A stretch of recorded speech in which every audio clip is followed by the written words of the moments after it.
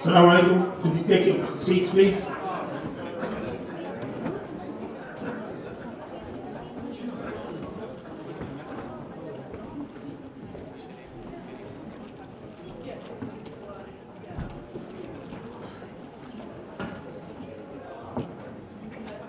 Assalamu alaikum. This is our third session. The title of this session is Islamophobia in the Service of Empire. I believe this is a very important session because it ties Islamophobia to our theme, which is the discourse of geopolitics. We will have three distinguished speakers. One of our speakers is Dr. Deepa Kumar, whom our moderator will introduce. Unfortunately, she is the president of the faculty union at the university that she is a professor at, which is Rutgers University. These faculty are on strike. They have a contract problem with the administration, and because they are on strike and she is the president, she couldn't be with us in person, even though she had the tickets and everything, but at the very end she couldn't travel because of this impending situation, as it was not foreseen. So she will join us through Skype, and we're trying to make the connection. So she will be, instead of being our first speaker, she'll be our third speaker. Our moderator for the session is Dr. Nasuh Uslu. Dr. Nasuh is Professor of International Relations at Istanbul Sabahattin Zaim University. He graduated from the International Relations Department of Ankara, and he received his master's degree at the University of Birmingham in England, and his PhD from the University of Durham, also at the United Kingdom. He worked as a lecturer in Kırıkkale University, at the Police Academy in Ankara, and at the Social Sciences University of Ankara. He served as Dean and Director of Social Sciences Institute in all these universities. He became Associate Professor in 2005 and Professor in 2010. He specialized on Turkish-American relations, the Cyprus question, and Turkish foreign policy.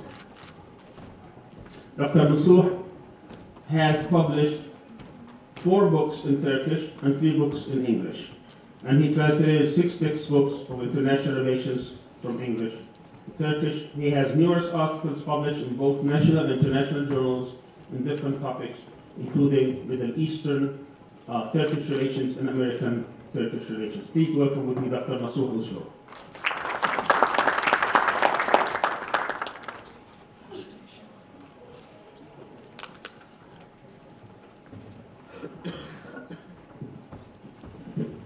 Bismillahirrahmanirrahim. Elhamdülillahi Rabbil alemin ve salatu ve selamu ala Resulina Muhammed. Assalamu alaikum wa rahmatullahi wa barakatuh. Welcome to our third session, which is titled as Islamophobia in the Service of Empire. Today, symbols of Islam and Muslims are themselves being attacked, and these attacks amount to hate crimes. Hate crime is defined as an action motivated by the bias against a race, religion, disability, ethnic origin, or sexual orientation. Hate crimes involving Muslims are a result of Islamophobia. We can claim that Islamophobia is used to promote interests of empires. Some Muslims are seen as criminals who should be destroyed, and some Muslims are seen as people who should be saved. In this approach, there is no equality between Western people and Muslims. Western people see themselves as superior to Muslims.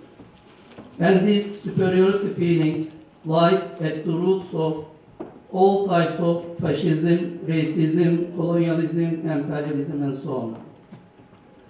It is possible to establish relationship between Islamophobia and imperialism and its ideological foundation, that is capitalism. Western actors see it as their right to control Muslim lands, to fight against radical Muslims who constitute as threats against Western states and people. They also claim that they bring values of the human civilization to Muslim people to save them and to help them live decent lives. At that, we know that what they aim is to impose the Western, actually American hegemony on other people by controlling strategic sources and places of the Muslim world. What is dangerous is that this approach encourages certain groups and individuals to see it as their right to kill and destroy Muslim communities who do not deserve to live. We know that such dangerous feelings caused killing millions of people in mock wars and regional fightings which were initiated, conducted and controlled by Western powers. So we can only hope that Muslims will reach such level of consciousness that they will see the true intention of Western powers and unite to resist such Western initiatives. So our distinguished speakers will address such kind of topics, and I like to introduce them to you. Dr. Deepa Kumar, who is not among us, but she will reach us through Skype, we hope. She is a professor of media studies at Rutgers University in the United States.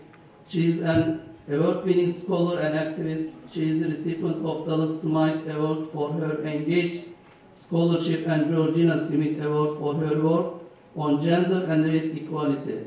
She is the author of more than 80 journal articles, book chapters, and articles in independent and mainstream media. Her work is driven by an active engagement with the key forces that define neoliberalism and neo-imperialism. In her most recent book, Islamophobia and the Politics of Empire, she studies the ways in which the Muslim enemy has historically been mobilized to suit the goals of empire. This book has been translated into several languages, and a second edition is expected in 2020. She has shared her expertise in numerous media outlets such as the BBC, the New York Times, NPR, USA Today, Danish Broadcast, and Telesur. Our second speaker is Professor Hatem Bazian. He is a provost, co-founder and professor of Islamic law and theology at Zaytuna College, the first accredited Muslim liberal arts college in the United States.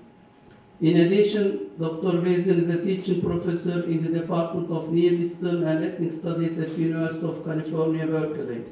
Between 2002 and 2007, Dr. Bazian served as an adjunct professor of law at Boalt Hall School of Law at the University of California. In addition, he served as a visiting professor in religious studies at St. Mary's College of California between 2001 and 2007, an advisor to the Religion, Politics and Globalization Center at UC Berkeley. In spring 2009, Dr. Bazian founded at Berkeley the Islamophobia Research and Documentation Project at the Center for Race and Gender, and in spring 2011 launched the Islamophobia Studies Journal, which is published biannually through Pluto Press in a collaborative effort. Dr. Bazian has authored 4 books, countless chapters in edited volumes, and hundreds of articles.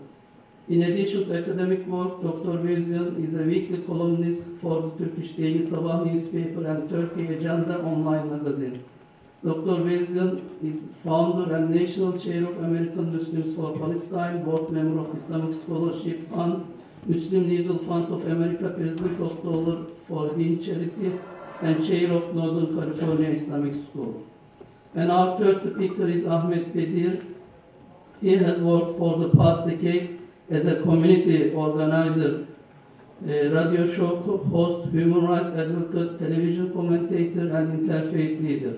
Bedier is the founder of United Voices for America, a non-profit civic engagement organization that offers programs and training to enable and facilitate minority participation in all aspects of government and the political process. He is also the president of the Human Rights Council of Tampa Bay and serves on the State Board of American Civil Liberties of Florida. For the past 6 years, Bedier has co-hosted True Talk, a global affairs live radio show on Tampa NPR affiliate and community radio station WMNF 88.5 FM. Prior to starting United Voices for America, Bedier served as the executive director of Tampa chapter of Council on American Islamic Relations, a national Muslim civil liberties group. Each speaker has 20 minutes, and our friends will give you some leaflets towards the end of the session, and please kindly fill in those surveys. Thank you. And the floor is for Hatem Bazian. Please.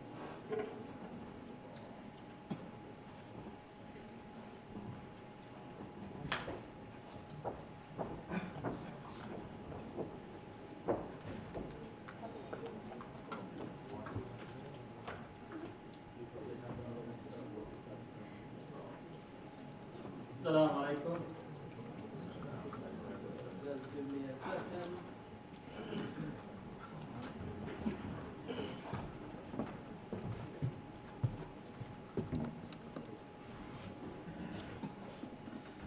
So, Bismillah ar-Rahman ar-Rahim. Salatu wassalamu ala khayr al-Mursaleen wa ala alihi wa sahbihi ajma'in. Thank you, CIGA. Thank you, Sami, for organizing the second annual conference on Islamophobia. A topic that is right now is becoming more in the public interest because of the incidents in New Zealand, but it's been a topic of interest for quite some time. We could debate when Islamophobia began. For some of us who begin, or at least interested in theorizing, you could actually say proto-Islamophobia could be dated to the Crusades. For some who study Sirah and theology, we could begin with Abu Jahl and Abu Lahab. Right? For some who wanted to go into the metaphorical, we could actually say it began in the heavens with Iblis. Right? So you could actually begin with as many different trajectories and starting dates. But in focusing some of my comments, I will focus on the United States because I know that there are some individuals in here and colleagues that work in different settings and they would be more suited to speak about it. So Islamophobia is part of the political discourse that advances geopolitical politics. Now, if we look at this map on the so-called war on terror and see what actually transpired after the beginning of the war on terror, rather than say the war on terror, it's the war that actually unleashed terror post 9/11. There was a recent study that said that since 79, approximately 12.5 million Muslims have been killed. But yet we're constantly being charged and accused of being violent. And I often, when somebody poses the question about why Muslims are violent, I said that question should not be posed to Muslims. Not that Muslims don't engage in violence, but rather the last 500 years plus have been a constant violence being committed against various populations. And just if you take the last 30 years, you would see that impact. The war on terror has rationalized a recommitment to an interventionist policy, where the United States have actually expanded its footprint in many parts of the globe, including, which is something that we don't actually look at, a re-engagement with Africa with a military command in Africa that did not exist prior to 9/11. or the rationalization for the United States to commit troops in Georgia under the guise of fighting war on terror. And if you take all Georgians together, you will hardly be able to constitute one Jum'ah in all of Georgia, but that never stopped the intervention where you could have actually Islamophobia without the presence of Muslims, and you have a deployment of troops without actually the presence of, quote, terrorism in that particular country. More importantly, if we look at the world military expenditure, you could see that there was actually a dip around the 1992-93 all the way up to 98, and then actually it begins to increase. Last year, the global expenditure on armament was about $1.6 trillion. Now, let me repeat this. Last year expenditure on armament, $1.6 trillion. 55% of that market is captured by the United States. So again, we have to constantly think about the military-industrial complex and all the interests that are connected to it. In another sense, Islamophobia is monetizing fear. We often are hearing that violence and terrorism that are committed by Muslims. This is a wide scope of thinking of the cases of terrorism in the United States from 1980 to September 2014. The so-called Islamic terrorism can account only to 4%. This is not my own statistics, this is the FBI. Again, the FBI own research shows that the primary threat in the United States comes from white nationalists, white power, white supremacists, militias that are heavily armed, but yet all of the security apparatus is directed at Muslims. So we have Muslim states and bodies are subject to hyper-surveillance, and being a Muslim is a stimulus to the economy because you have 15,000 new agents that are just hired to monitoring you, and having an intimate experience with just recent revelation of somebody spending $2.5 million just to have a surveillance and intelligence operation toward me. I say that being me is a stimulus to the economy because at least people are being hired just to watch. Militarism and taxes and arms trade, again, you could actually make a link in terms of what is being spent and how the military-industrial complex and the global arms sales continue to fuel much of the world. So often when say, why don't Muslims stop being violent? I answer, stop selling us weapons. Because you can't publicly go and send us diplomats to say to resolve conflict while behind them or before them, the arms salesmen or saleswomen, mostly men, that comes to sell armament, including the most recent outlet both in Saudi Arabia and the Gulf, which tends to be a primary location for the selling of weapons. More importantly, I think it's to begin to think of what is it that is taking place. And I think in here, looking at the opening chapter of Huntington, it says the following, or he quotes the following, he says, "There can be no true friends without true enemies. Unless we hate what we are not, we cannot love what we are." These are the old truths that we are painfully rediscovering after a century, and more of sentimental cant. Those who deny them deny their family, their heritage, their culture, their birthright, their value, their very selves. They will not be they will not likely be forgiven. So in essence, what Huntington was saying, or using this quote from another author, is to actually say that what we need is to define what we are not, and in here, what we are not, in essence, in relations to the Muslims. So he focuses on the Muslims and Chinese as constituting the threat that is facing the Western civilization in his argument relative to the clash of civilization. Now, this has to get us to get an earlier aspect. Whenever we speak about Christian-Muslim relations, there is a fundamental error that's taking place. We privilege Western definition and engagement of Christians with the Muslim world, or lack thereof, versus actually Christians of the East that have continued to engage and be with or living with Muslims for the longest period of time. So whenever this term says Christians and the Muslim world, we have to say Christian Europe relations or lack thereof with the Muslim world, and in often early Christian views in the West of Islam and Muslims were exclusively and internally constructed, with limited or no actual engagement with Muslims, be it theologically, culturally, or philosophically. While the Eastern Christians actually were engaged with the Muslim world, the Christians in Syria, Lebanon, Egypt, Iraq, and other places, they had a long engagement with the Muslim world. So often this term that Muslim-Christian relations, we have to define European Christianity relations with the Islam and Muslim world, and often it was actually self-constructed without relating or actually having an actual open discussions or dialogue. It was a dialogue with the self rather than anything else. Now what we find is actually in the Christian historical relations with the European Christian relations with the Muslim world, often constant negative and persistent distorted representations of Muslims from the scourge of God theory, pagans, antichrist, as well as in early formation actually they were thinking of Muslims as being heretics, Christian heretics, because they were asserting that challenge to the Trinity, which was the foundation after the 4th century.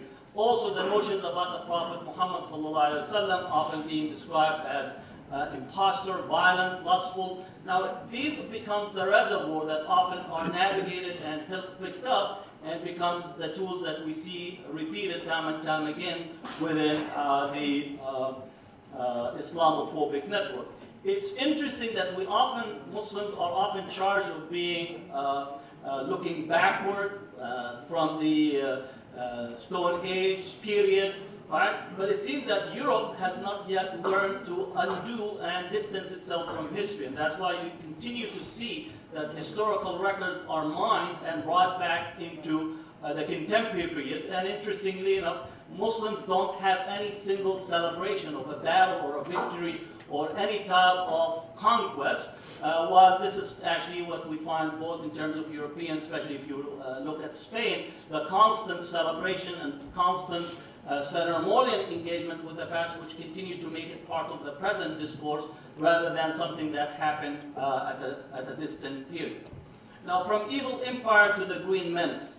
As the evil empire came to an end, the machinery for crafting a green menace took shape in the form of Huntington's Clash of Civilization thesis, which provided the needed shift and the use of cultural racism as the basis of differentiation and hostility.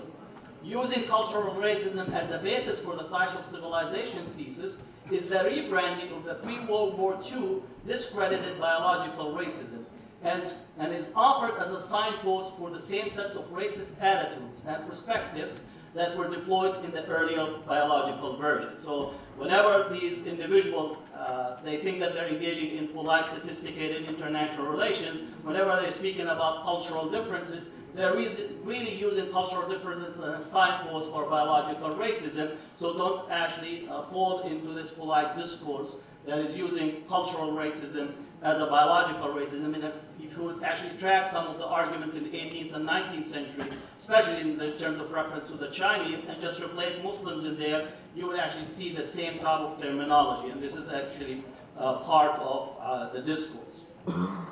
The Cold War defining evil, Islamophobia, is less about Islam or even about Muslims themselves, their lives, hopes, but more about the unsureness of Western societies as a whole. So again, if you take about Huntington using the framing that you need to know who you're not in order to define yourself, defining the self is by means of negating or finding another that you actually create inferiority toward them. The Cold War created a common framework and presented the us as the good side fighting collectively against them.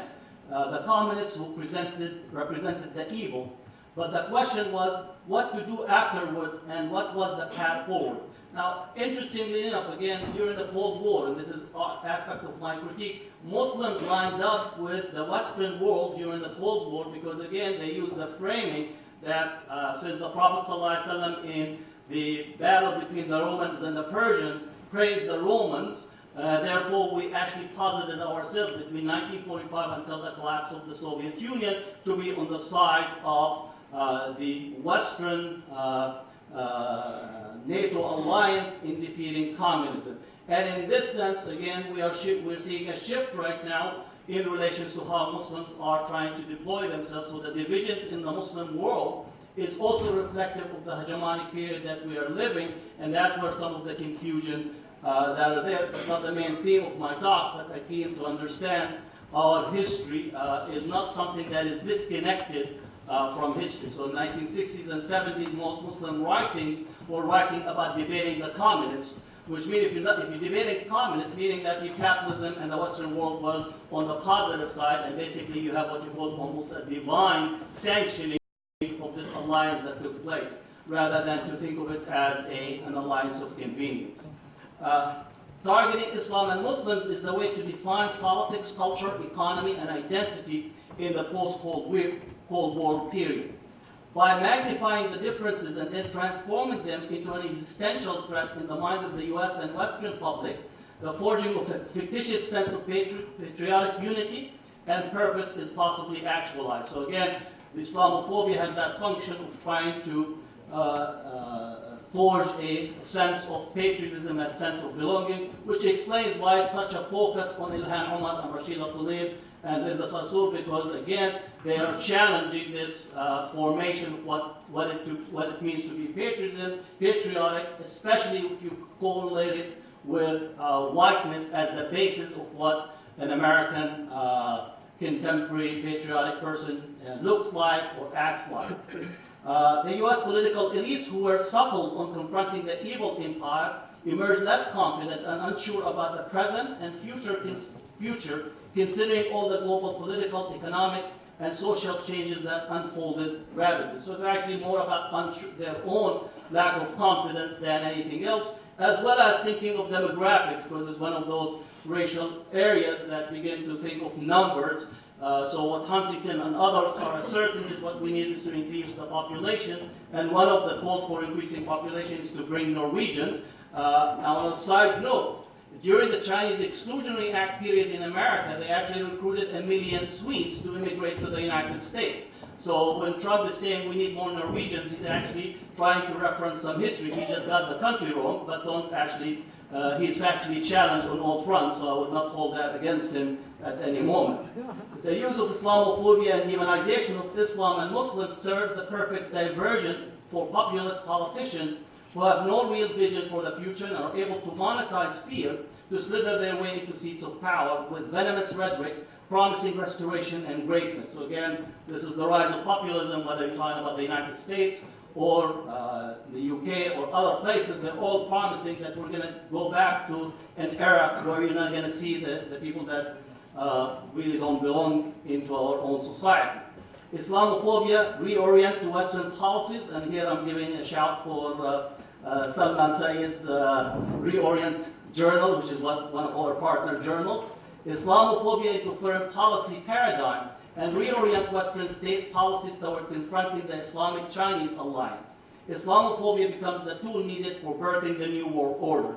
So in order, again, during the Cold War, we understood that the communist bloc is what we're confronting, that rationalized for us the military expansion, our social, political, media production oriented to this. So in the same way, having anti-Muslim sentiments and Islamophobia reorient our political and foreign policy.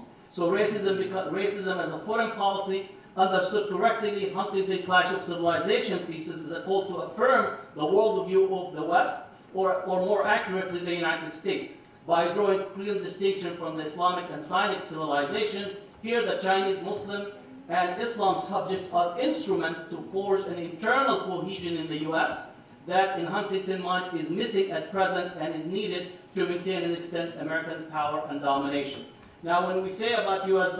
domination and U.S. Foreign policy, that includes all the countries that are in alliance or wants to play in that role, which explains Islamophobia in Muslim majority countries. And it's not only a modern phenomenon. Islamophobia, again, if you think about the Nationalist Project, was centered on creating a distance and differentiation from Islam that lasted most of the 20th century and still bleeds into the 21st century. Now, Islamophobia is a call to action The far-right counter-jihad movement, the neoconservative movement, the sizable segments of the transnational Zionist movement, and assorted liberal grouping, including the pro-left, the new atheist movement, unleash a barrage of Islamophobic discourses to rationalize the new world order and their central role in countering it. And here let me just point out to the the Zionist movement and their impact. 70 to 80% of all the funding to the Islamophobia industry, both in the United States and in other parts of the world, comes from pro-Israel sources that are committed to demonization and isolating Muslims from civil society. So while we're putting some of the organizations there, the Foundation for the Defense of Democracy is really at the hub for pro-Israel infrastructure that continue to work to demonize, and we need to understand what that means, as well as working with some of the Arab states that have a vested interest in normalization of relations with Israel, because Israel is the regional hegemonic power. So Islamophobia becomes an important tool to reconsolidate the structure within the region. Islamophobia as a policy funnel. Islamophobia becomes an ideological policy funnel through which international and domestic alliances and coalitions are formed, whereby participants use Islam and Muslim subjectivities as the foil to array their varied political, economic, and military interests. All the forces produce materials to saturate political circles, media coverage, and public discourse to the exclusion or marginalization of voices that are not committed to the framing. This is very important. Think tanks are operating in a hospitable environment, like a fish swimming in water. It is the policy from top-bottom that is already having a global strategic perspective on demonization of Islam and Muslims to rationalize its own existence. So the think tanks, Defense for Democracies and other think tanks, are functioning in order to give a rationalization to the overall policy, rather than only thinking of the think tanks are the only instruments that are driving the policy. So here is the debate how think tanks that are with power rather than are contrary or challenging power. Think tanks or challenging power are marginalized, while those who are actually pressing and forwarding power interests are actually created hospitably and brought forward. The clash of civilization is Islamophobia writ large, and therefore it becomes everything is funneled through the clash of civilization in order to rationalize and give credence to it. Bannon described the conflict as one of long history of the Judeo-Christian West against Islam, while Flynn, this disgraced national security advisor, framed it as a world war against a messianic mass movement of evil people. Now, I think in here, Flynn was hired to do some advocacy on for the interests of Muslim states, and I think that's again the problematics of how to actually engage in relations to influence in the United States.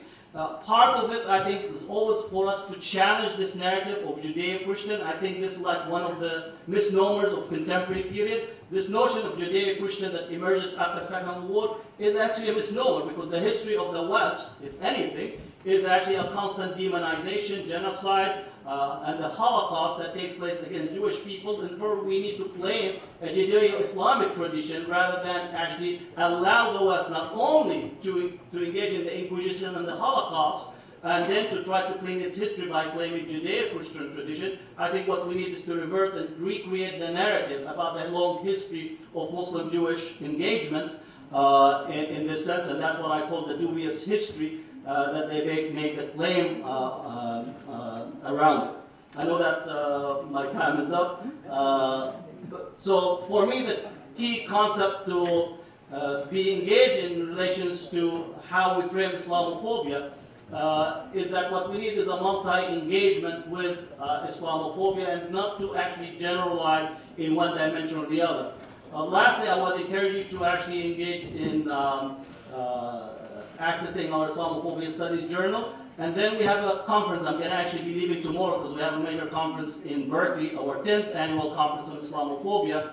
And you could access it via online live stream, so it'll be live streamed, so anyone here can actually access it by rdp.com, Islamophobia Conference, and look forward to your questions and engagement. Thank you. Assalamu alaikum.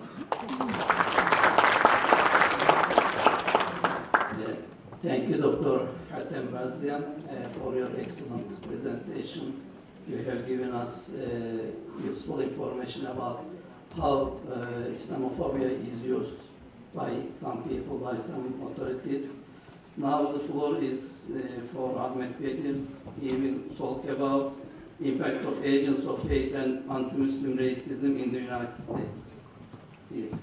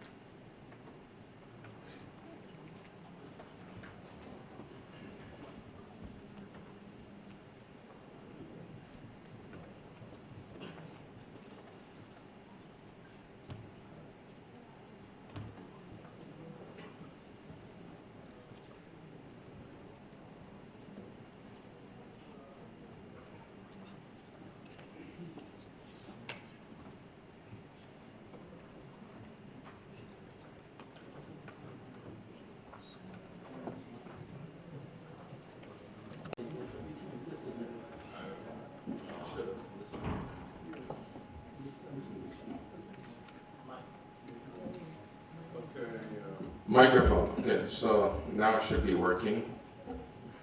So some technological problems. I don't think it has to do with any Islamophobia conspiracy. At least we don't think so. Nobody's trying to sabotage this except Apple to Microsoft. So my talk is about the Islamophobia network. I presented something about this last year. I'm not an academic, but I'm an individual on the ground that's been an activist and an organizer for some time, and I've had experience in dealing with the Islamophobia network on the ground. You know, we've had our battles and our fights, not physically, but I guess politically. So if in the past 24 hours, there's been a new flare-up, a new attack by the Islamophobia network on, yet again, Ilhan Omar, the first hijabi Muslim woman in Congress. Of course, this last election, we've had our first 2 Muslim women in Congress in the history of the United States. One of them is Ilhan Omar, the other one is Rashida Tlaib. And since, even before they came into office, they've been under attack. The most recent attack is an attack, and I don't know why it's cut off here, but I hope the rest of the presentation is not cut off like that. Some people did something, and it refers to, and the height of it was just 10 hours ago. This is, you know, a screenshot that I took an hour ago. Donald Trump himself posted this video of Ilhan Omar, and it says, "We will never forget." And I don't know, can you play the video there, control room? Can you play this video? Or click the link. Click the link. There should be a link associated.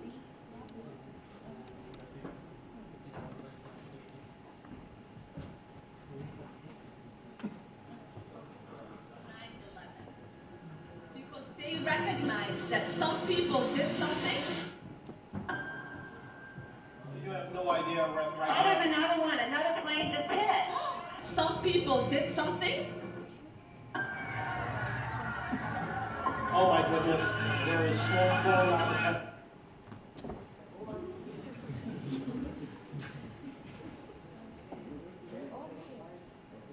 Was founded after 9/11 because they recognized that some people did something.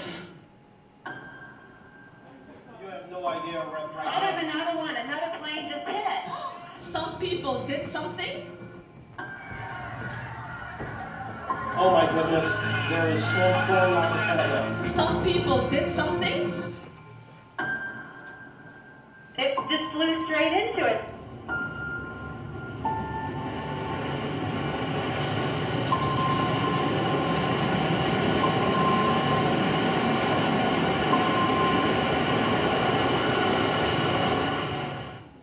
So this was the Twitter account of the President of the United States just 10 hours ago, posting a short clip that's taken out of a context from a 20-minute speech by Ilhan Omar. The clip manipulated to somehow suggest that Ilhan Omar does not think that the people that attacked us, the United States, on 9/11 are terrorists, that there are just some people who did something, that it wasn't terrorism, and that these people were not terrorists. Obviously, that was not the context of her speech. What she was trying to say in that 20-minute speech was that following 9/11, there was a need to push back against, for civil rights and civil liberties. She was speaking at a CARE banquet. In fact, she misspoke to say that CARE was established after 9/11 when it was really established in 1994. But that wasn't the point that they cared about. And this speech was given 3 weeks ago, about a week after the New Zealand massacre. So she was trying to emphasize a point that there's a reason to have organizations like CARE to exist, because after 9/11 there was a lot of infringement on civil rights and civil liberties, and CARE was standing there pushing back. She wasn't trying to minimize what happened on 9/11. But 3 weeks later, how did this become a new fabricated controversy? Because this speech was actually aired live by Fox News, the entirety of its speech.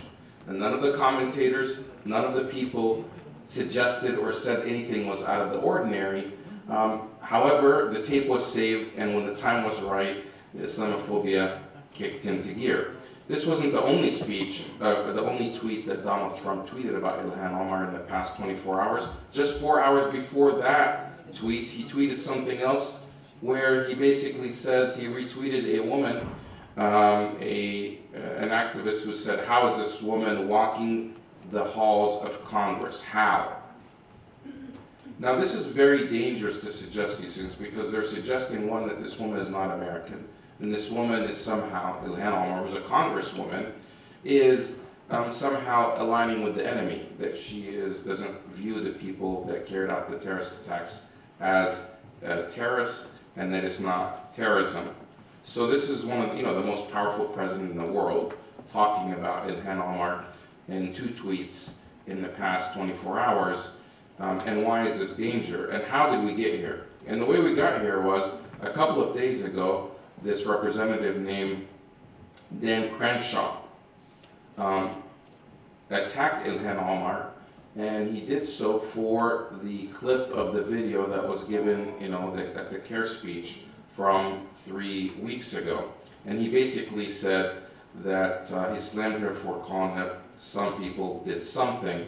And what he was referring to was this tweet that he made, where he retweeted a guy named Imam Muhammad Tawhidi, who posted the video and started this controversy 3 days ago. And he said, Ilhan Omar mentions 9/11, does not consider it a terrorist attack. And that's not what she said, but he put his own interpretation on it, redefining what was said there. Does not consider a terrorist attack. Instead, she refers to it as some people did something. Then she goes on to justify the establishment of a terrorist organization, CARE, on U.S. soil. And people are maybe wondering, how is this guy named Imam Muhammad Tawhidi attacking CARE as a terrorist organization? And who is this Imam? And now, earlier, he's been bragging about how influential he's become because this, weird Imam is taking credit saying that one tweet from Imam Tawhidi managed to influence the United States media for 3 days straight, retweeted by hundreds of U.S. politicians, thousands of verified accounts to expose Ilhan Omar on a front cover. And the front cover he's referring to is the New York Post that ran a front cover, basically that you see there, where they're saying, here is your something, and it's the images of the Twin Towers. And who is this Tawhidi guy? He's this guy. He's an Australian citizen who claims to be an imam but has been exposed as a fraud. He doesn't have any imam credentials.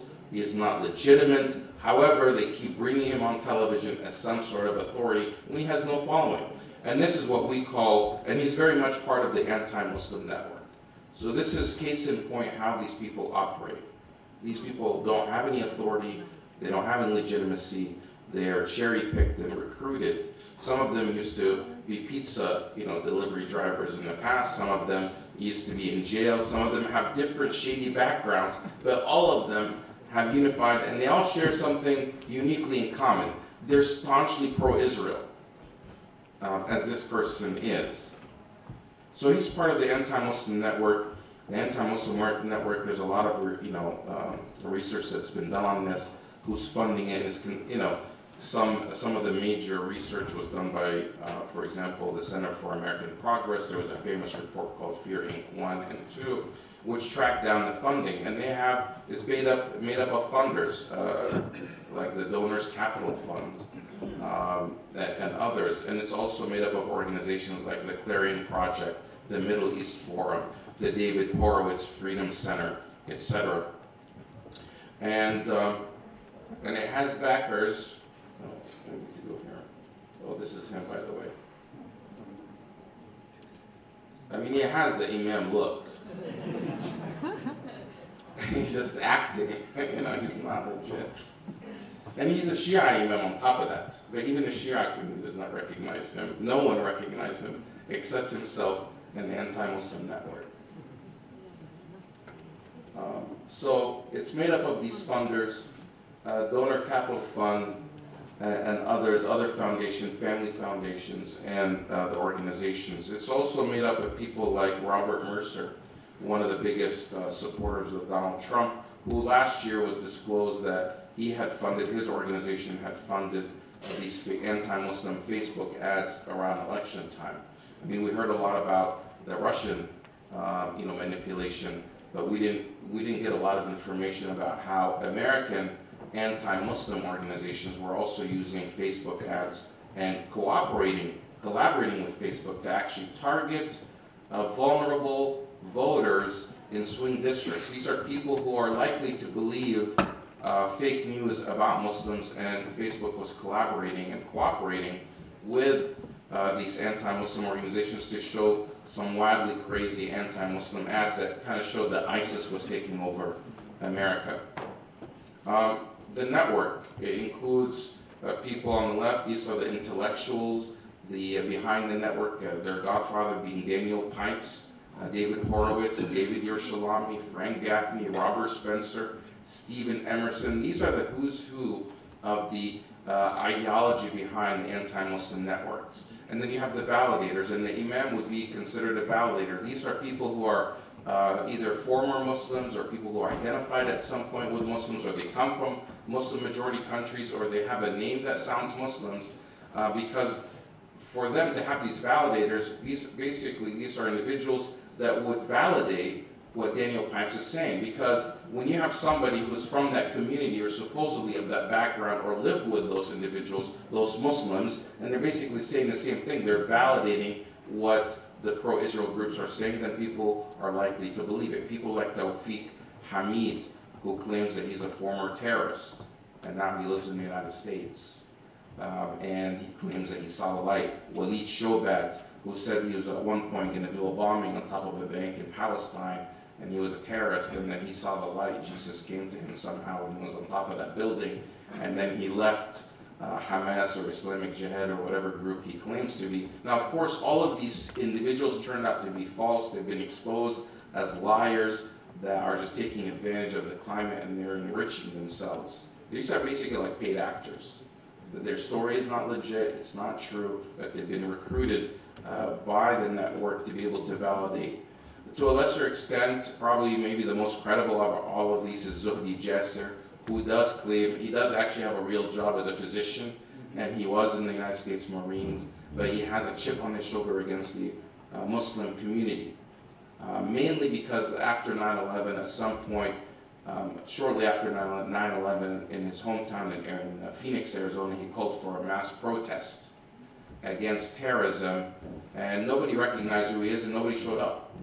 And ever since then, he's been going to war against the Muslim community, not only in Arizona, but around the country. And he found some very powerful allies, like Fox News and people in Congress.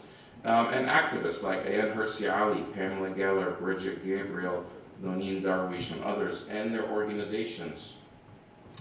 The godfather of all of this is Daniel Pipes, of course, in 2001, who said the increased stature and affluence and enfranchisement of American Muslims will present the true dangers to American Jews. And by that he means also to Israel. So what he's been saying for a long time, this Daniel Pipes, is the more politically enfranchised Muslims are in America, the more they're going to pose a problem to not Judaism, but to the political goals of the pro-Israel groups in the United States. So his method and his response to that is to keep Muslims disenfranchised, keep Muslims out of the halls of power, keep Muslims to not have influence. And they've been doing that successfully for many years, from organizations like Campus Watch, which they helped establish, Canary Mission that tracks Muslim activists and professors around the country. These are shadowy groups that for a long time we didn't know who's funding them, and organizations like Jihad Watch, Clarion Project. These are the individuals. He's considered the godfather because he's involved in so many of the organizations and so much of the funding behind the anti-Muslim movement. And these are organizations that have millions of dollars at their disposal, and their number one goal is to keep Muslims disenfranchised, to keep them distracted, to deplete and take their resources in fighting back against and try to prove themselves that they're not terrorists or somehow involved in terrorism, so they can never actually be proactive to have an impact on policy. Because the entire time, if you're trying to defend yourself and trying to prove yourself that you're not a terrorist, you never actually get a chance to be able to have an impact. Well, who wants to meet with terrorists? So now you got to spend all the money that you're able to raise to be able to fight for civil rights, or to be able to lobby on Israel, or to be able to advocate for Palestinians, to defending yourself. And that's not if you haven't been arrested or shut down or gone to jail. They're using all types of resources to be able to keep Muslims disenfranchised. This, of course, is Daniel Pipes with Frank Gaffney, another influential character in the anti-Muslim movement. These are some of their organizations, some of the more extreme ones, like Act for America, the Tennessee, and some of them are local, Tennessee Freedom Coalition, American Family Association, the Eagle Forum, Stop Islamization of America, and so many Tea Party groups across the country. And that's not to mention groups like the ADL. These are more streaming organizations like the Anti-Defamation League, which was established to fight against defamation of the Jewish community, but now they're falling into some of this Islamophobia and sometimes driving it themselves. Groups like AIPAC and others. Millions of dollars are dedicated to these networks. Bridget Gabriel, who's the head of Act for America, about Ilhan Omar using this example again, saying that Ilhan Omar is a danger to our nation and national security. She married, and they are spreading false information and fake information about her, claiming that she was married to her brother to commit immigration fraud, that she has ties to terrorist groups, etc. Shall I keep going? And you can see this translate into their activists. This is an activist from Act for America in West Virginia. I think I had like 5 minutes, just computer problems. Yeah. I used after the computer problems. Okay, So Act for America activists, this is one of their activists. I don't know, she may never even have left West Virginia, this woman, but for some reason, she's going after Ilhan Omar, and she held this booth at the West Virginia State Capitol, like the Parliament of West Virginia, where she had a picture of Ilhan Omar and a poster of 9/11, and it said basically, you said, never forget, you said, meaning, you know, we're never going to forget as the American people. I am proof you have forgotten, meaning that if Ilhan Omar is in Congress, is proof that America forgot about 9/11. How could they allow such a thing? It includes political activists or politicians. This picture is a little outdated, but people like Peter King, Louis Gohmert, and others, and now you have people like Stephen King and Crenshaw, who tweeted about Ilhan, and then you have the religious right, Franklin Graham, John Hagee, and so many other, Pat Robertson, and these are individuals that made it a life, a career to go after Muslims on a daily basis. And then of course they have their media outfits, Fox News, the Christian Broadcasting Network, and individuals like Glenn Beck, Mark Levine, Mike Savage, Rush Limbaugh, Sean Hannity, on a daily basis, every day, day in and day out, attacking Muslims, Muslim institutions, Muslim activists, sparking basically and bragging that because of him he's able to have this type of image on the New York Post. Of course, made possible by another Islamophobe, the Murdoch family, which has been in bed and financing and funding and being the mouthpiece for the Islamophobia network for decades now. Basically impacting, institutionalizing Islamophobia in the minds of so many people, providing that platform without a counter. It's not like you have Fox News, Islamophobia network, and then you have a counter. It's not like CNN and MSNBC and others are actually pushing back against this. No, they're driving it and no one is talking back. Recently, this Judge Janine, another example of how the media is going after Ilhan Omar, and by extension Muslims, and basically questioning her loyalty to America, saying she wears a scarf, she adheres to the Islamic values, how can she can't possibly do that and still uphold the American Constitution. Because of that, in fact, because she went so far, Judge Janine was suspended from Fox News for a week, where some people were celebrating, and then Donald Trump actually went on Twitter. I mean, imagine a president of the United States intervening on behalf of a media personality and telling Fox, bring this commentator back on television, bring the show host back on television. The radical left Democrats are working closely with their beloved partner, the fake news media, and they're silencing. Basically, they're trying to claim that they're being silenced by people like Ilhan Omar. How is this all translating into hatred and actual crime?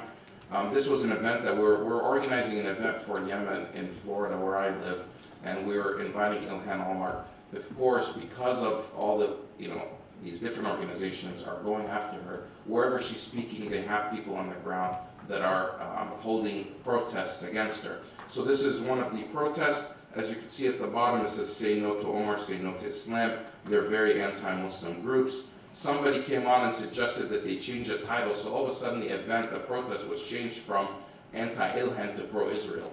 And then, they changed, it's the same event, but they said, because you could monitor the stuff on Facebook, and somebody came in from New York and said, it would be better to actually, instead of calling it anti-Ilhan, because that will be seen as racist, you should have it as pro-Israel, we stand with Israel. And in fact, they did respond. And they called it "We Stand with Israel." But you can see how the hatred translates online, where they posted images of Ilhan with crosshairs, targeting her, that she should basically be killed. And that's what we worry about. And in fact, somebody did threaten her to kill her, and was recently arrested as recent as April 5th. This guy, Patrick from New York, was arrested for threatening to kill Ilhan, calling her office and saying that he's going to put a bullet in her head. Almost finished. I got caught up in this as well. One time I just tweeted a picture of Ilhan and I that I stand with her, and this person responded at the bottom saying, "Kill them both, they're terrorists." And then these people are able to say this stuff and they don't get arrested. However, imagine if a Muslim says similar things. Again, it goes back, Daniel Pipes and others will wash their hands of these things.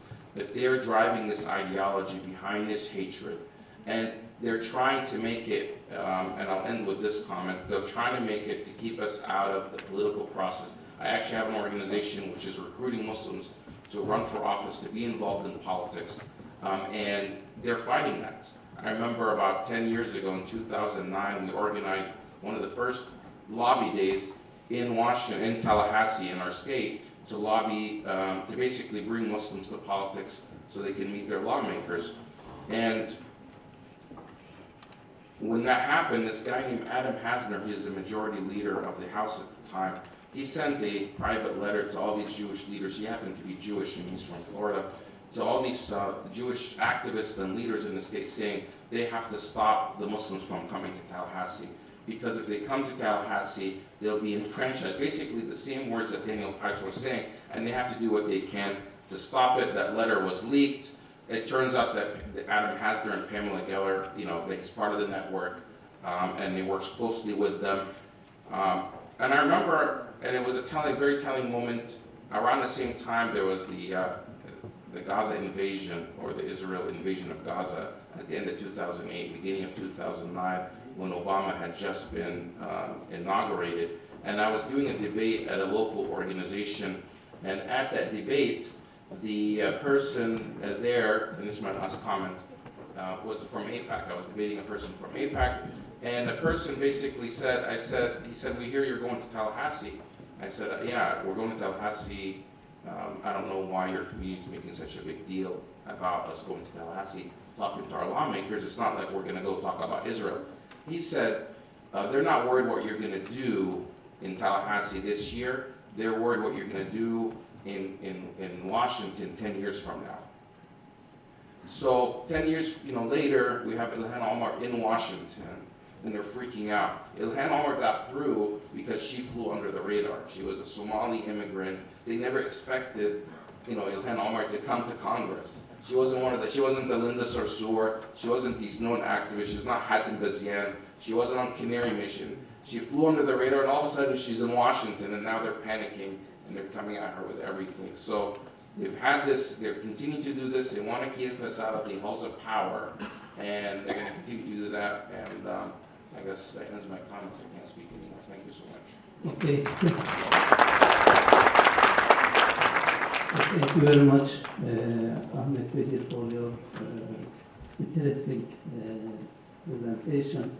Now we couldn't establish contact with Deepa Kumar, so we can, I think, start now a question-answer session, and we have a limited time, about, I think, 20 minutes.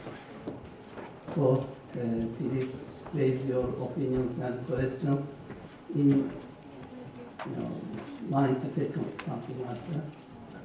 Okay.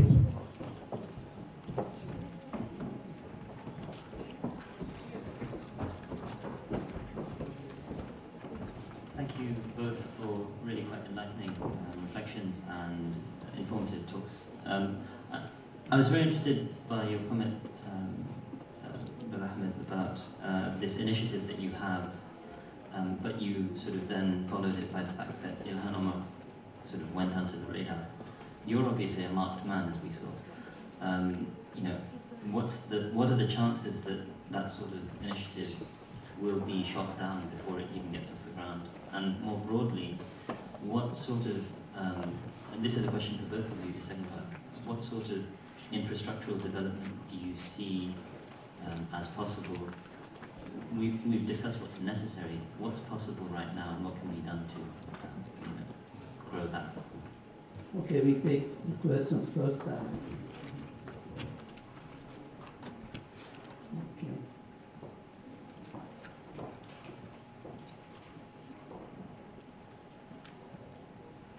Assalamu alaikum. Mine is less of a question and more of a comment. I would like to express appreciation to Dr. Hatem for raising the issues of militarization and the issues of Africa, because this is something that I've been looking at for a long time. And I want to draw on the previous session where the speakers spoke about the drawing a link between what the Gulf states are doing in terms of Islamophobia as well.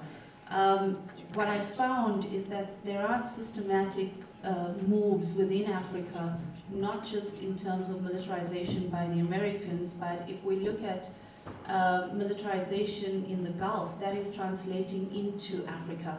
So if we consider the Kingdom of Saudi Arabia as being the second largest buyer of arms since the Arab Spring to date, or we look at the United Arab Emirates being the fourth largest purchaser of arms in the world, and then their motives of trying to take over the Horn of Africa and to establish military bases in these regions, it isn't coincidence at all, and I think it relates directly to the Zionist movements in Africa as well. Something that I've been looking at quite strongly with the support of the Americans, with the support of having the drone bases that are established in places like Seychelles and Niger. And very often when we're looking at Islamophobia, we look at it within the context of white supremacy, and so our focus becomes Eurocentric or focused on the Americas, but we fail to recognize how that is impacting on places like Africa, the Indian subcontinent, and traditionally black in a more broader spectrum regions, and how the Christian right movement linked to Zionism is actually motivating for that Islamophobia in Africa. Thank you.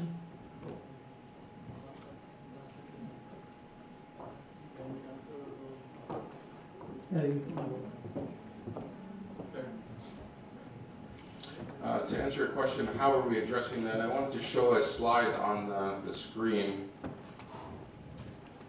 There's a finger. Well, as far as the initiative to recruit more Muslims to run for office, you know, after working in CARE, which was civil rights for a long time, I felt like our role was a form of firefighting. We have fires, we have to go put it out, and we're fighting these battles.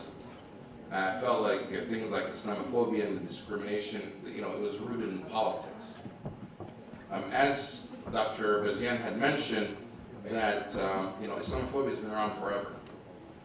But Islamophobia is more effective today because Muslims are weak. If Muslims are strong, I mean, there was Islamophobia at the time of the Crusades. It wasn't as impactful as it is today because there was a counterbalance. There was Muslim political power. There was Muslim states that could stand up to that. So, yeah, I'm going to go. So we want to be able to build Muslim political power in the United States. By doing that, we normalize Muslims, and people don't discriminate against people that are powerful. So it becomes a deterrent. One of the other things that we do is build solidarities with groups. So, for example, recently, I mean, the recent flare-up about some people did something, or, you know, this is not the first controversy Ilhan has been in.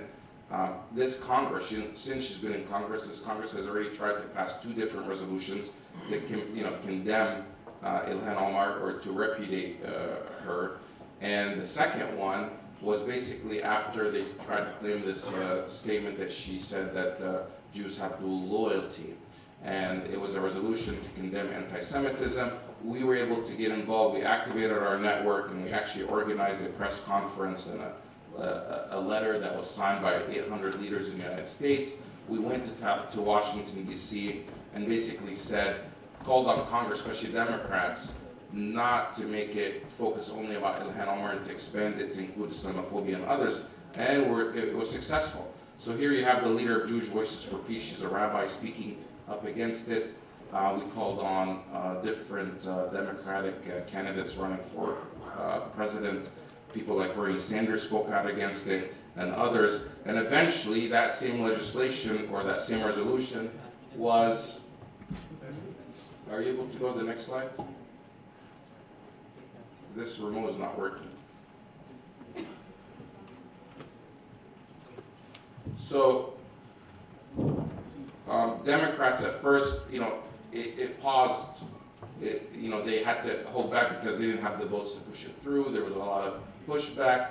The Congressional Black Caucus within the Congress was able to push back, saying, you're going after her, why weren't you did not do a resolution on Steve King, etc. And eventually it was brought to include, it became a resolution that not only condemned anti-Semitism, but also Islamophobia. Go to the next slide.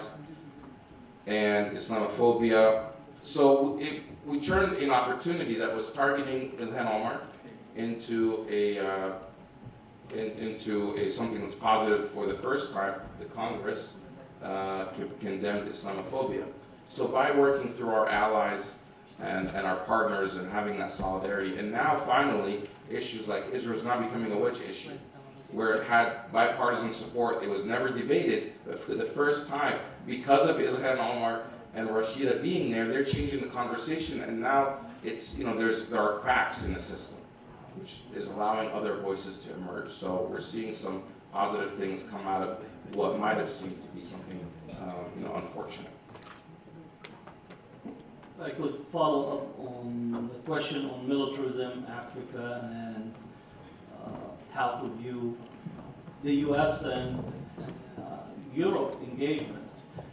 And maybe it's important for us to actually contextualize it that we're in a post-colonial period. In the post-colonial period, that the Southern Hemisphere or the ex-colonies are still captured within the colonial epistemic. The economy is a colonial economy, the politics is a colonial politics, social patterns of engagement are colonial, religious discourse is colonial, media production is colonial, highly racialized in terms of matrix. So this is very important. There's also an engagement with Africa relative to resources. Africa is one of the richest continents in the world. I always, in my beginning class, I ask people, how many of you like chocolate? And everybody is happy and they raise their hand, they love chocolate, right? And then what's your favorite chocolate? What is the best chocolate in the world? Right now, what is the best chocolate?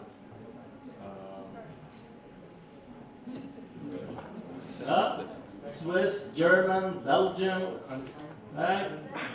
Belgium, Kit Kat, Mark, like all the countries we mentioned and the brands we mentioned, none of them is from the Southern Hemisphere, and all the countries we mentioned, they don't have a single cocoa plant in their country.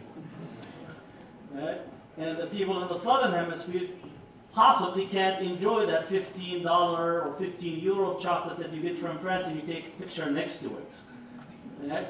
That's a byproduct of the colonial, post-colonial period. And 85% of the world's surface has been a colony for the British or the French or the Belgian or the Dutch and so on. And that footprint continues to be part of the dynamic. So if we superimpose the amount of colonization with the resource base, then we begin to understand the conflicts that are there. And we also think that the conflicts between the major powers, again, what people use metaphorically as the Cold War, it's not cold. It was cold only when you're skiing up in the north, but for the Southern Hemisphere it was hot and devastating and continues to be so. So I think what we need is to come out, maybe you'll excuse me, often we only are looking at the mirror at ourselves as Muslims and we think of ourselves outside of history. And we think of ourselves outside of history, we only think our Muslimness because somebody told us that you are a Muslim and therefore that's the only way we see. We don't see part of ourselves being in the global world history, that this is a 500-year project in terms of modernity that reoriented the trade route, that removed the Mediterranean as a hub of trade, removed the Muslim world from actually being at the center of the globe to becoming really just a resource supplier to the current modernity. And then we study Muslimness. We again come back into what I consider to be rudimentary engagement rather than thinking in a broader terms and place Muslim history within world history, both in the negative and in the affirmative, in order to deal with Islamophobia and the multiplicity of it. And I think Africa is one of those areas where even Muslims don't have a conceptualization of what Africa meant, both for our history and our contemporary period. Okay, do we have other questions of this? At the back, we have to.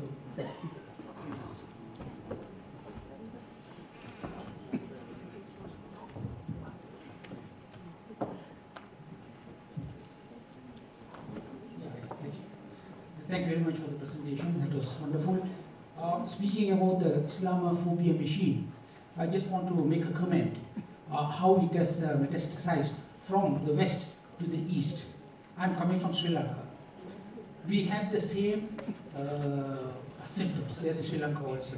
I just identified 5 from the talk. One is the invader concept.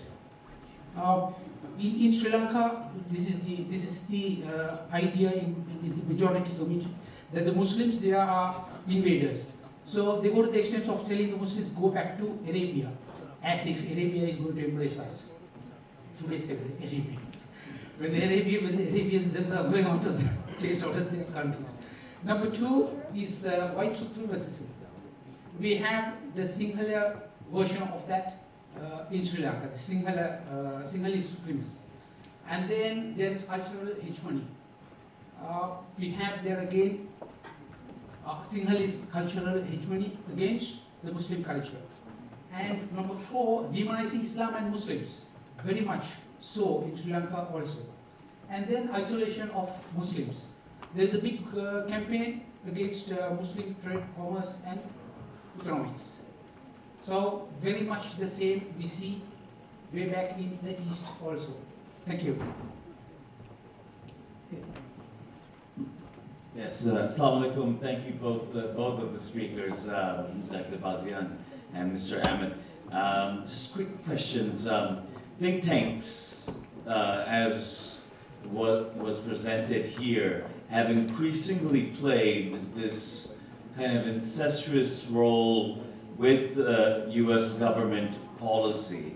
One of the things that'd be interesting for people here to know, and perhaps you can help us understand, is periodizing when did the overwhelming, preponderant influence of the Zion cons, we can call them, the Zionist neocons, when did they take control and capture of think tanks, which, you know, to some of us it seems like during the Clinton years and so on, because there was a time when there were the Arabists in think tanks, in the State Department and so on, and they weren't perfect, but it wasn't what it is today. So I think that this is an interesting point to kind of periodize that. The other thing, and you correctly point out, you know, now what we spoke about earlier, the Defense Foundation for the Defense of Democracies, we see what it's going on in not just the Muslim world, say a place like Venezuela. They are at the lead of it. The other organization, if any of you have any thoughts on, is the Atlantic Council. Now it is going without much notice that they are directly demanding that Facebook do certain things, remove certain pages, approve of certain things. Where does free speech go in all of this? And the final thing is, our other speaker, I agree with you that Daniel Pipes has, of course, played this enormous role in propagating Islamophobia and generating more Islamophobes. But of course, we must also all remember the truly great godfather of all of these characters, and that's Bernard Lewis.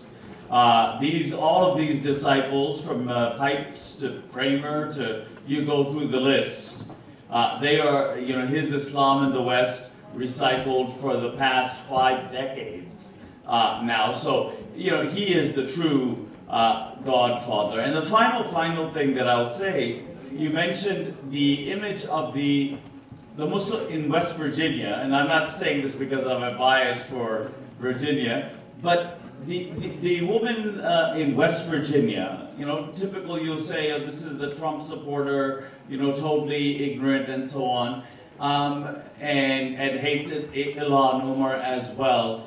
So Ilhan Omar has been, and Muslims have been forgotten about, but so has West Virginia. West Virginia has also been forgotten about, and this woman has also been forgotten about. So this is what's also going on in America, and which makes it actually even more dangerous, because these Trump supporters, 70 to 90%, and we were talking about militarism, Dr. Bazian, externally, internally, 70 to 90% of the guns in the US are held by precisely these white militia types in places like these. So in the context right now of how polarized the US is, this could become very dangerous. Finally, when we talk about normalizing Muslims, mainstream society, we have to be very careful right now because we are talking about a country in which we have a president that's calling poor immigrants coming up the southern border as invaders, invasions taking place. So when you're talking about coalitions and coalition building, these are the people that actually, if Muslims want to follow a prophetic path to resistance to oppression, that the alliances need to be made with. Thank you. As far as the coalitions, it's not just with Jewish. I mean, there's been efforts to go down to the border to make sure that Muslims are fighting against the separated family issue and others. But not all is lost. I mentioned earlier about this whole attack on Ilhan Omar. If you saw Twitter this morning, and I have the slide here, globally, Ilhan Omar, I Stand With Ilhan, a campaign that we're a part of, was number 4 in the world, and in the United States it was number 3. So despite all the hatred that's there, when you have that type of trending, it's a pushback against the Islamophobia machine. Every time, this year that they've gone after these big campaigns to go after our, leaders in Congress, they've lost. They backfired, and they have to reinvent and come back again. They have a lot of resources. They're going to keep coming back, but so far they're overreaching. So, and it's because of these, the alliances that we're building and standing in solidarity with other communities like the African American community, Hispanic community, addressing issues of healthcare and others. And you're right, I mean, there has to be a way to reach out to the people that have been marginalized in places like West Virginia, to reach out to them and say, because Donald Trump and the neocons and others, they're trying to distract people by saying, well, the problems that you have in West Virginia is because of these invading Muslims and Mexicans and others, instead of talking about the economy and other issues. So you're right in that sense. I'll leave the rest to Dr. Hatem. I think the phenomenal, the think tank has to be rethought in the following way, that what we're dealing, especially in the United States, is a 50-year response to the civil rights movement and the struggles that reshifted the United States. The 1960s, in particular 64-65, 3 fundamental changes that took place that reoriented the United States. The Civil Rights Act that brought to an end the Chinese exclusionary period and the racialized aspect of immigration. The Voting Rights Act that brought large number of African Americans that were disenfranchised through the Jim Crow laws into voting. And the third part was Immigration Rights Act or immigration reform that also reoriented who can come into the country and what type of rights to be preserved. That where you had the southern part of the United States that was predominantly Democratic shifted to become Republicans, where Johnson lost. And from that moment on, it was a trajectory to try to get back into the halls of power to take our country back. The first to use take our country back was Reagan. His theme was, let's take our country back, was an invitation. He came to power and deregulated the economy, began to actually tug at the fundamental civil rights protection, affirmative action, and others. Then he began to actually rethink the racial configuration of the United States. It is Reagan that began to introduce using law as a mechanism for securitization.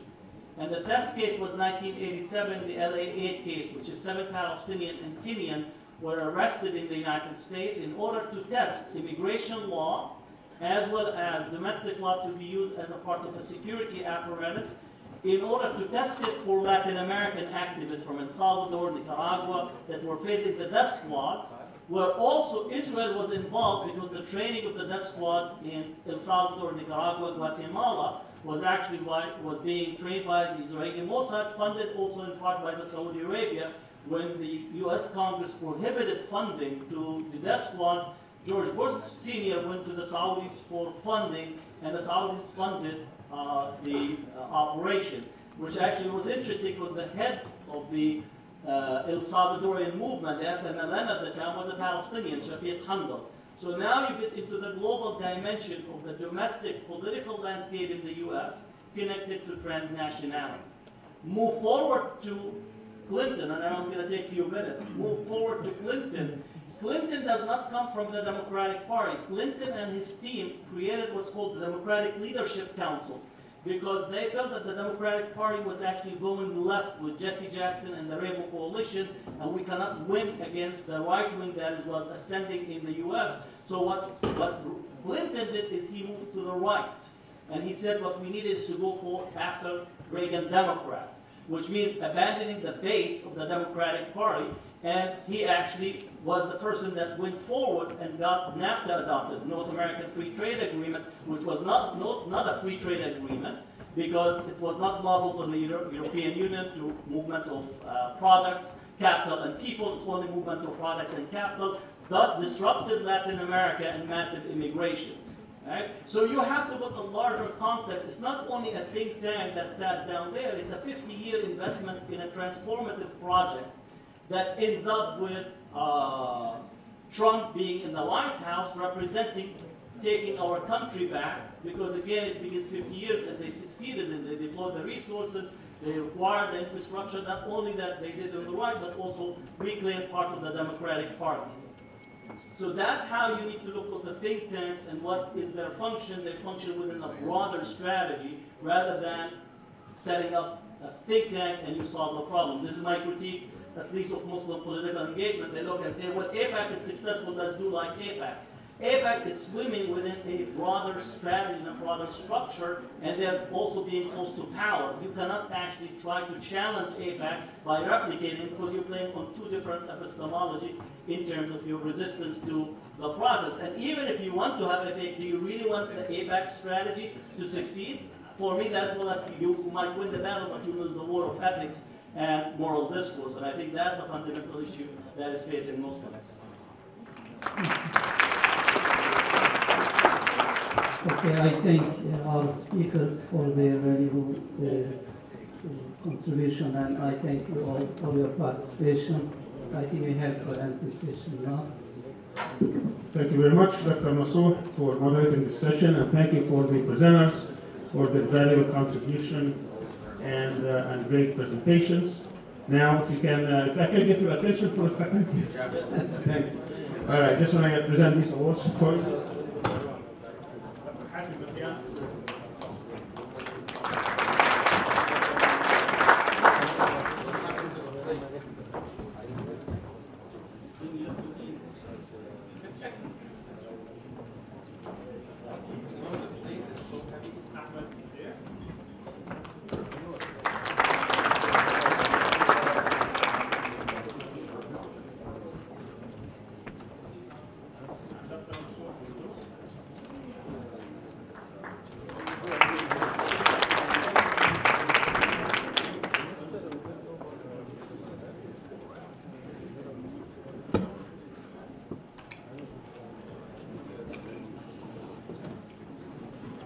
Very well. Now it's time for lunch. We'll reconvene back here at 3 o'clock. The next session will be Islamophobia, the multi-faces of Islamophobia. And we have presenters who will talk about China, India, France, and England. We'll try to see if we can reconnect with Dr. Deepa Kumar. If we can, she will probably address us for 10 minutes or so. But at any rate, please be back here at 3 o'clock. The cafeteria, when you leave